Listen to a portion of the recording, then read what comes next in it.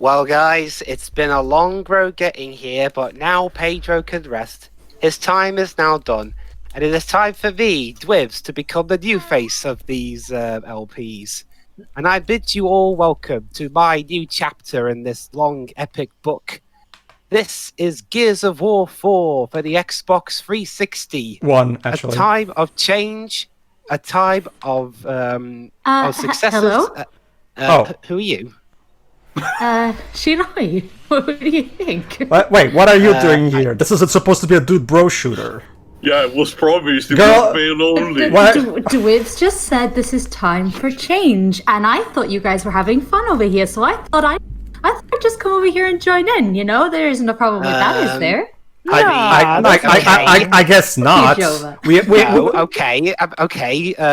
You can join in if you wish. So this is a landed opportunity, but I'm hoping for two things: one, that you're interesting, and two, I don't get robbed of my right to be the new face of this series. Okay?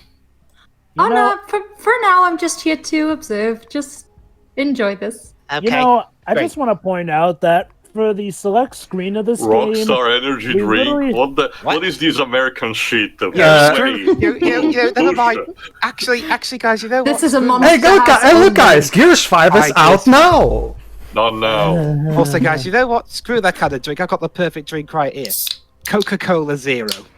you know, I just want to point out See, that for the, it was perfect until you said the zero part. you know, I just want to point out that It's got for the no cover, sugar in it. I'm on Yeah, a it's diet. I just want to point out that for the cover of this game, we have a literal Chris Redfield look-alike amongst the Remember, group of people there. that was like honestly, this game is way late for the kind of protagonist that was plastered on the cover of every game, every Call of Duty, Sniper Elite. I would also like to mention that on the OG Xbox One, this game's load times are long. Yes. Which is weird, because this Was game this was... game released for Xbox One? Yes, it was. Yes. It was originally announced as an Xbox One, well, and it released in 2016 Remembrance, before the Xbox oh, One it's X was a Adam, thing. I mean, Actually, we were no, literally there. Theo. Adam is dead. Remember? Oh, but I thought Remembrance was like a flash. Well, Theo, look at it. Think of it this way: which other character do we know who's a big tech guy? Oh, Cole. Okay. Cole? Wait, Cole. I think you mean Baird. Baird. But wait, Baird became bald. Yes, over the years he got bald. Yes. Damn. This is 20 years after Gears 3. So the big question that I'm actually very curious the about: Pendulum Wars. what of the returning characters suffer from the Blues Brothers 2000 syndrome? Well, let's see. The game is actually going to start with a little episodes that took place in between the 20 years between games. First, we're going to see...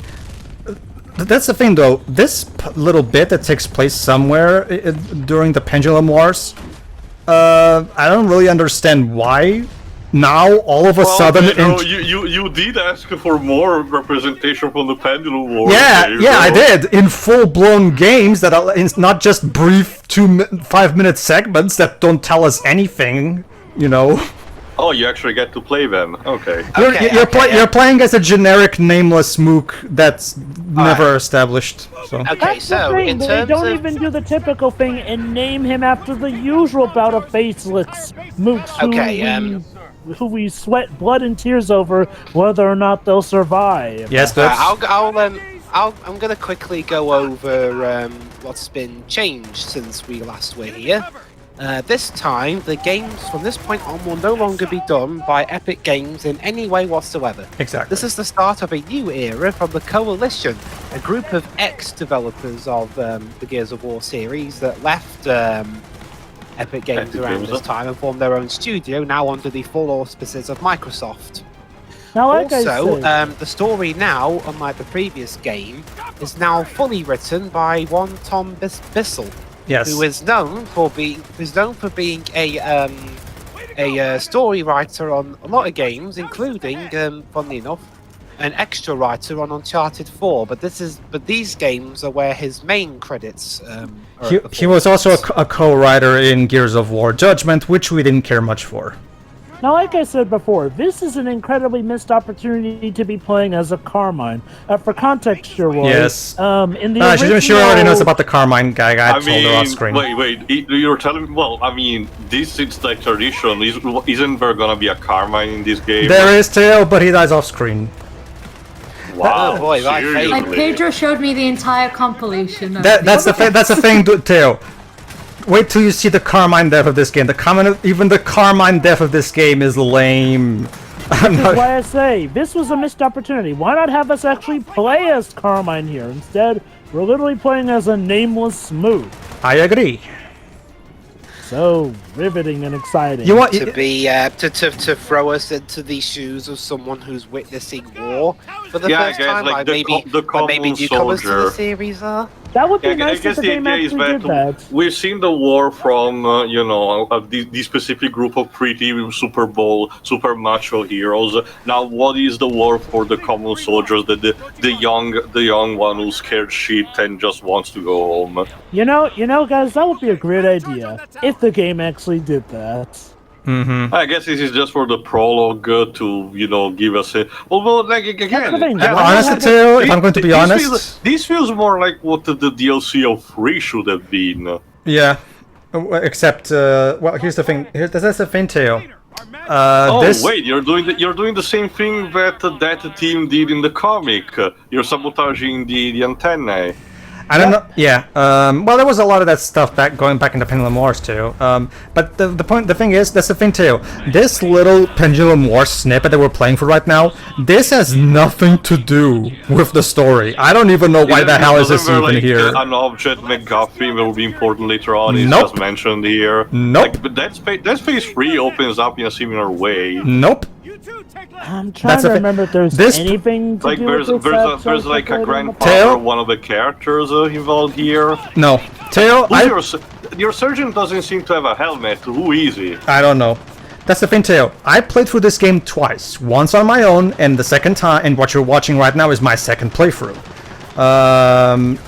I have yet to understand what is the purpose of this snippet in the narrative at large. To be honest with you. Don't get me wrong. Look at me, like you yourself said, Tail. Yes, I do want more in-game representation of the Pendulum Wars. I do, but I want it in an actual full game where that can be the focus. I don't want a random, out of nowhere snippet that has nothing to do with anything and doesn't really tell me anything I don't already know. Because, like hold on, let me see. So, sure. Wow, the Gorazny have left a bunch of grenades right outside of their turret base. Sure, I got a question for you actually. Other than what Pedro shown you, do you have any experience with the Gears series? No. No. Okay, Outside guys. of name, no. Okay, guys, the guy without a helmet, that's Dominic Santiago. Wait, that was Dom? Yep. No, the Dominic's son, too, he said. Didn't you? No, Dominic Santiago. Oh, that was Dom? A younger Dom? Well, okay, that is cool enough, I guess. That's the they thing. didn't recognize the voice actor, I guess. I guess that's the thing. They never pointed out. The reason I never realized it is because they never pointed out, and I've never really. The game doesn't really focus on him. You'd think I'd be playing as Dom here then. Why not just play as Dom then? Okay, now to be fair, the game did name him, with the Santiago stuff at the start. That I did notice. True. But yeah, I do agree. Why not have us play as Dom? I ask again, why this nameless soldier thing? Again, if you're gonna have a faceless soldier, this would have been the perfect place to play as a Carmine, for crying in the Exactly. Okay. How about this? Now that I'm listening, that's the same voice actor. Okay. So it's Dom. I just wish they would. I just wish they would actually take advantage of the fact that Dom is here and actually have him do something cool. Instead, we're focusing on this random dude that never gets named, and as a result, we don't really focus on Dom. So it's wait. Oh my God, Pedro! I get it. The running theme. Have a popular character or someone who you would expect to be in charge, and then not play as them, but play as the backup who will eventually rise above them.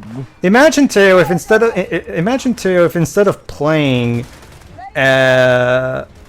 Actually, whatever example you have, I have a better one. Imagine if in a game all your adversaries are goblin, which have the better tools, while you're basically a bunch of Toblerone, which with very middle options. Yes. Alright, another change from the previous games, the main ones at least, is composers. This time, the game is scored. Well, this game and Gears 5 are being scored by Remembrance, yeah. Who is to his credit, is not a bad composer at all. No. He's done scores for Game of Thrones, Person of Interest, Westworld, Iron Man 1, right? and stuff like the first Iron Man movie. Yeah. Does he have other video games under his belt? He does. Yes, he does. The issue. I get why they're going in a different direction, and that includes the composers. And yes, like I said, you could do a lot worse than getting Ramin Djawadi to do a game. The big issue, honestly, Tips, to me, I feel like he's not a good fit for Gears of War, because Gears of War is supposed to be the music is supposed to be much like Gears of War 2. This, hopeful militaristic war type theme, whereas Ryman's more cookie cutter. No, not cookie cutter, Teo. so much. No, not really, Teo. His music for Person of Interest is really good. Ryman is better when he's handling something that's less bombastic. Like what? Okay, I can actually tell you guys what other video games Ramin Djawadi has done in the past. Go ahead. He's done System Shock 2. Oh, nice. Thief 2. Okay, this I know pretty actually much that one. The 2010 reboot of Medal of Honor and its sequel Warfighter. Okay. This is perfectly to a point I'm going to make. Unleashed. I don't know that one. And Telltale here's the Colonel. Victor Hoffman. Yes, Colonel Hoffman. This is a character from the original trilogy, Shiroi, who was kind of the, loudmouth, go get this done type of colonel. I just love that Dom in his youth had this weird face paint. Yeah, that's why it was hard for me to recognize him, because he looks different, and like I said, Santiago. Okay, yes, that's his last name, but Santiago there can be other Santiago. It's just one of those cases where it's a bit. Yay, turret on. Anyway, allow me to bring up the thing about the composer. His niche is with more haunting, gravitas, and environmental sort of things. Yeah, exactly. But again, he did compose for 2 war shooters of the Medal of Honor reboot and its sequels, so there should be at least some kind of idea behind this kind of product. I get the feeling too. Go ahead. Wait, hold on. I can explain that. Medal of Honor does not go for your typical bombastic third-person shooter dynamic per se. It had a personality that helped it stand out in the third-person shooter crowd of sorts. Whereas, as opposed to, just focusing on the glory and whatnot here and there, it would also focus on some of the more heavier tunes here and there.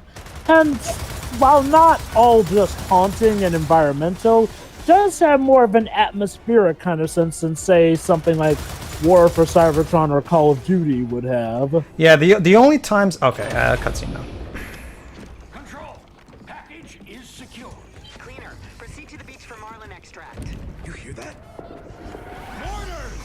Shit. Don't worry about what's going on right now, Shiroi. This, like I've said, this particular bit has nothing to do with the narrative. I don't even know why the hell this is here. This is there to show you that war is hell. Well, I mean, okay, Pedro. Oh wow! I got a question actually. Go ahead. In terms of media doing stuff that has openings that have nothing much to do with the rest of the film / game / whatever. A lot of the Bond films have done stuff like this. So is there any particular reason why this isn't? I do. There's nothing cool happening here. If this was pointless, but still, if this was pointless but still cool. Oh, and the character you played is dead. And he dies. Yep. Oh, just like that. Yeah. It's just Joe the horrors This is Jin. She's the new prime minister of the COG. Now it's Emergence Day. Okay. And that's now, Kim, I think. Yeah, that's Kim. Okay. to be fair, since they're showing Emergence Day, now this technically does have kind of a connection to the plot. Yeah, this does. Alright, This does, Steve, actually. will you be characterized a bit better when you run Shadow? No. Sorry, Teo. In fact, we don't even play as him. We play as yet another faceless nobody. Although I think, judging from the body proportion, this one is female. I have no problem with that. this I just one's want... female. But why can't I play as the actual, characters we know? Why... Again, I think the idea behind this was the fact that you needed to see the major key events of a war, but through the eyes of the common soldier instead of the glorious heroes you have been shown through the rest of the trilogy. I get guess, it. but... I don't know. I get it. It's to show the Well, horrors keep of in mind, hold on. oh, sorry, go on, Joe, sorry. It is to show the horrors of war, yes. The problem is hold on, Dwibs, let me finish. The problem is that the characters we play as, there's not really that much reaction story-wise from them. Like, sure, they'll say, what the hell is that? But it's not like we'll see them in terror or anything. It's just, they're doing stuff and then they'll get shot. Okay, I don't know if it's because it's in the day or anything, but the corpser on the day looks terrible. That's a good segue, Teo. It looks pink instead of, that brown that it was in the original. Hey, Jova, he's having the exact same reaction we had. Okay. Actually, explain. I think I can explain this actually. Go ahead, Webs. After that, I have a point. Go ahead. When Tom Bissell was a journalist, he went to Iraq and Afghanistan during war times, and maybe that's where he's getting the inspiration for this from. I don't know. It's an interesting idea, yes. It's just that's the thing, Libs. At that point, you're doing just like with Michael Bay for the Transformers movie and making a commercial for the United States, army. Cool for the American audience, not so much for the rest of the world. Allow me to address your point, too. Okay. To be fair to you, it's not something that cynical, but it is something to show the terrors and horrors of war on the front lines. Like, regardless of what country you come from, that is something that I can see well happening. Again, the problem I find is the execution. Yeah. Sure, yes, anyone can die, but we barely know these people. I mean, and don't get me wrong, it's nice that characters that we do know aren't just getting randomly sniped, but ironically, this is a kind of story that does have at least something of a ramification for why someone would suddenly die. It's war. War is hell. I would like to address your point, too, if you don't mind. More than that, Jova, I don't see the point. I understand what's the significance, but I don't see what the point is for specifically this game. Well, Teo, and that was it for Kim. I hope you enjoyed it. So what's your point then, Pedro? Well, actually, there's a cutscene right now. Now, this part of the prologue technically does tie into the story, but yeah, regarding the first part of the prologue... So how does your character here dies? It does, but it's still superfluous in my perspective, to be honest. It's still technically unnecessary, if you ask me. But anyway, allow me to address your point, too. It's bare bones. I can actually explain to you why the Corpser looks bad in this game. See, the original designs for the Locusts were made with the art direction of the original trilogy in mind, specifically the brownish Xbox 360 popular aesthetic, that kind of aesthetic that was popular from games at the time, but the Coalition has implemented a more Uncharted-like type of art direction, as you can see, all the brown and dark colors of the original trilogy. I'm sorry, I say that, for example, that creature, right there, is much more better, even if it's different from the original design. So I do believe it was just the colorist fucking up a bit, other than that. Sure. That is definitely a case for that. I still want to finish my point, though, if you'll allow me, Joe, just to finish. Whether or not you like the brownish, lack of bright color approach that the original trilogy had. Snap! The Hammer of Dawn went offline, and that's why I moved. All right, I'll finish later. Oh. So is that a theme? We play as people who keep dying? No, we're done, Teo. Now we're actually going to start the story. That was. Actually, I forgot. There's going to be another third one because this game. I mean, rule of three, I guess. Sure, I guess. I'll finish after. I'll wait till Jen is done talking.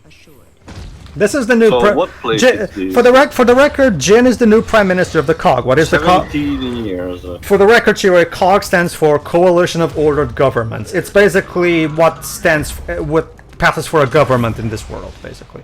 Okay, that's the thing. Okay, Oh, shit. here's the basic point that I want to make. If you don't like the brownish aesthetic, the lack of bright colors approach that the original trilogy and a lot of other shooters at the time had back in the Xbox 360 and PS3 days, that's perfectly okay. I'm not particularly a fan of that approach either. But like it or not, that was the aesthetic of the... Go ahead. Sorry, no. That character I recognize. She's the one from Gears 3 instead. Very good, Teo. You're So playing... what's wrong with this aesthetic exactly? No, it's... Oh, well... I'm trying to get to that. Sorry, go on. I'll mention Okay. later.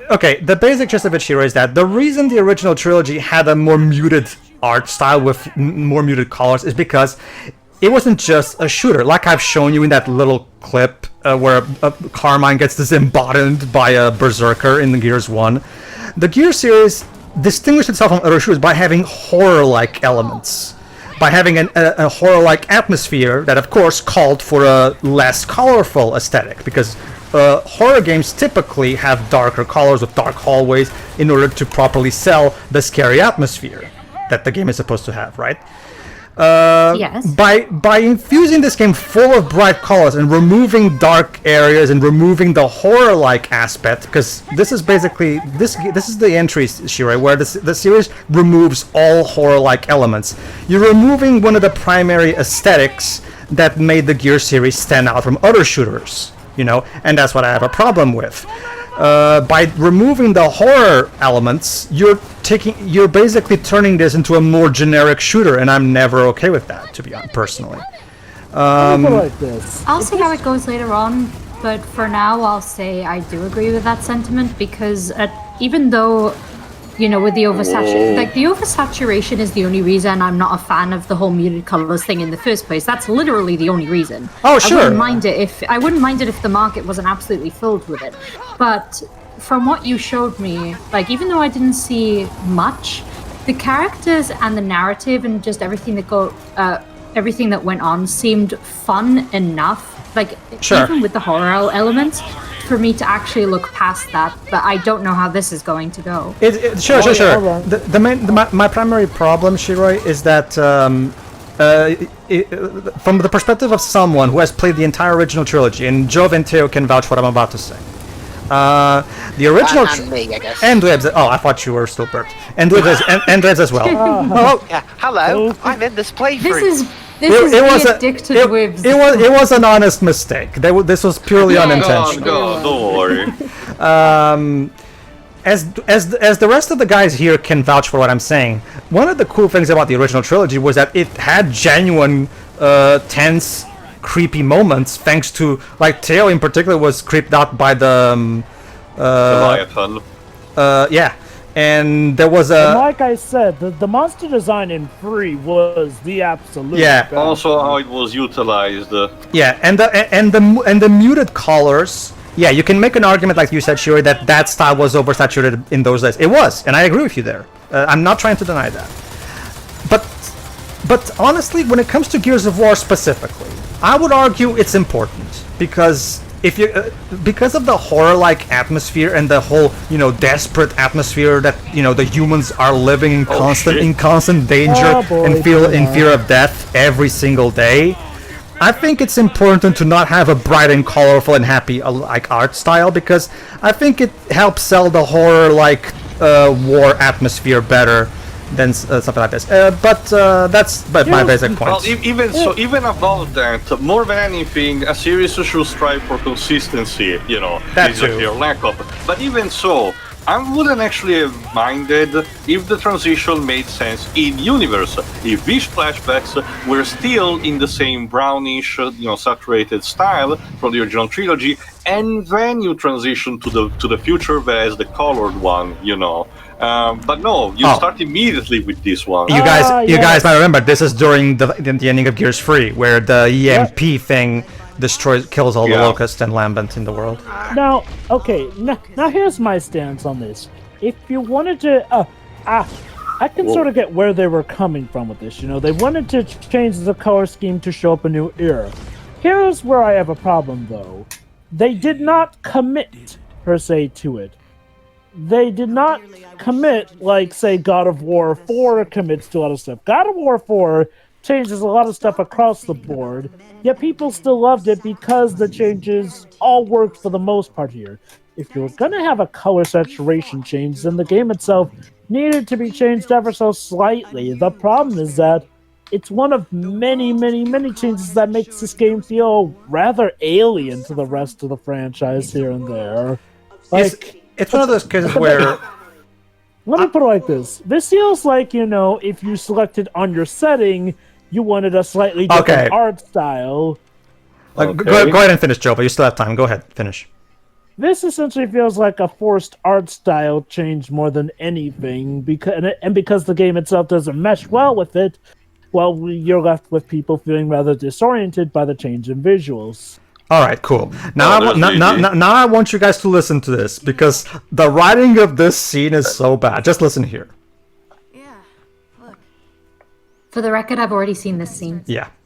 Trying to stay alive. True. Hey, Nate. If it survives, and most don't, it finds a way to change. The little larva becomes a chrysalis. Inside, it destroys and Hold on, Jova. We'll get to it. Wings, claws. It slashes its way out of its cage, and then. That's nice, I guess.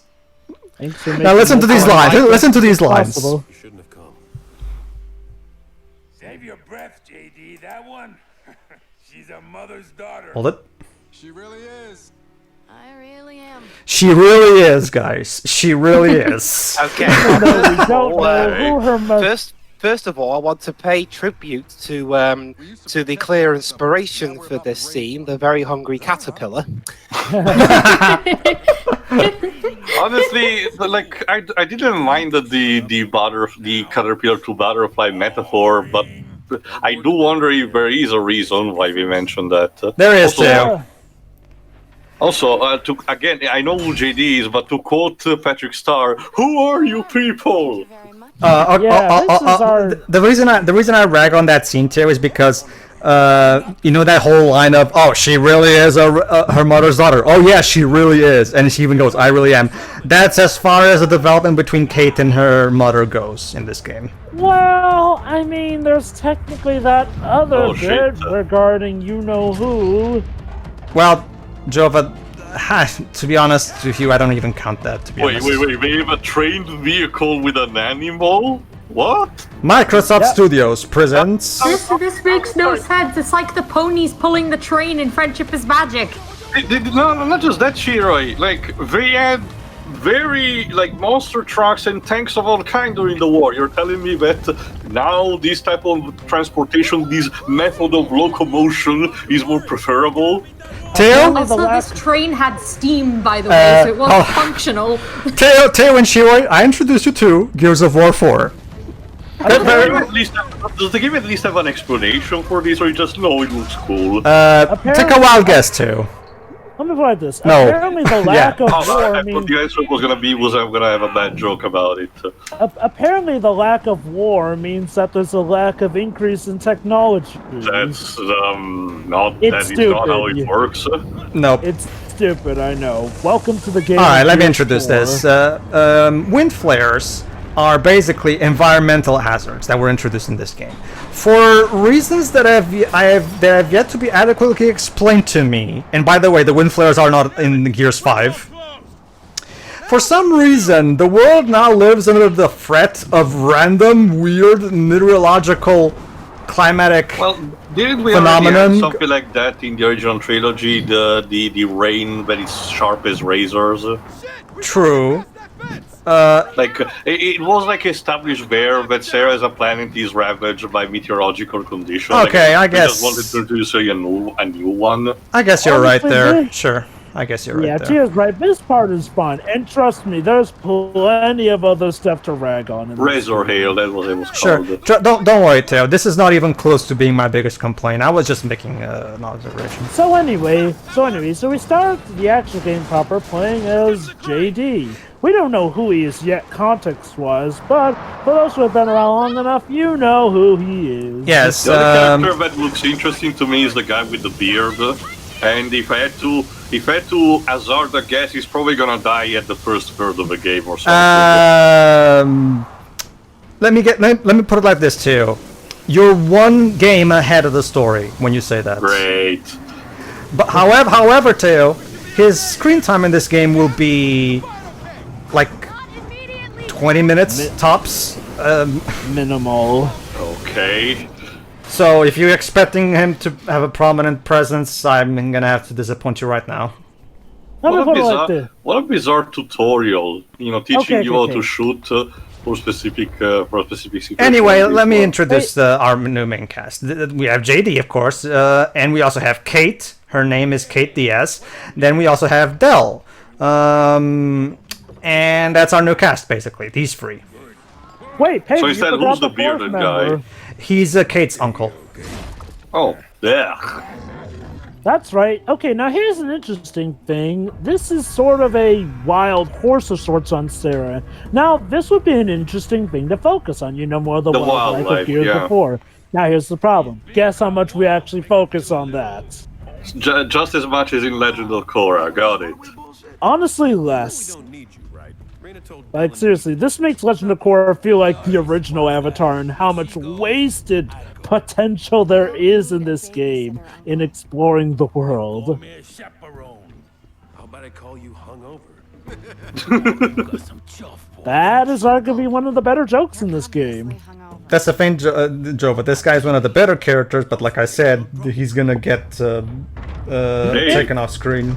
Hey, he knows where to you know, the priorities, booze, so I can get behind this guy. Let me introduce you to the format of this game, Tio. It introduces interesting concepts, but then tosses them aside to go with something much more boring.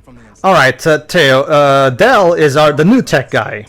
He's gonna be the tech guy of the new group, basically. As for JD, he's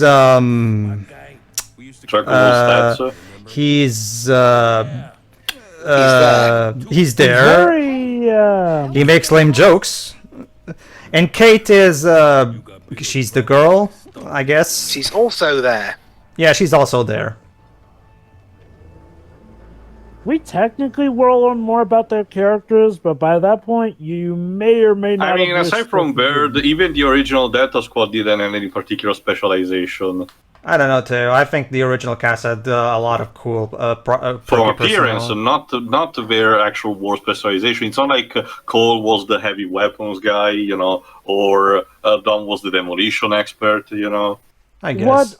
What was different was the execution, and I'll just say this: they had a lot better dialogue exchanges. Like, that is actually a different thing. Yeah, that's the major thing that separates us from Gears of War 1. And yes, Gears of War 1 is the only Gears game that I will be comparing this to on that level, because by the time of Gears 2 and 3, they definitely fleshed them out more and better. But hey, we'll see you next time on Gears of War 4. See ya.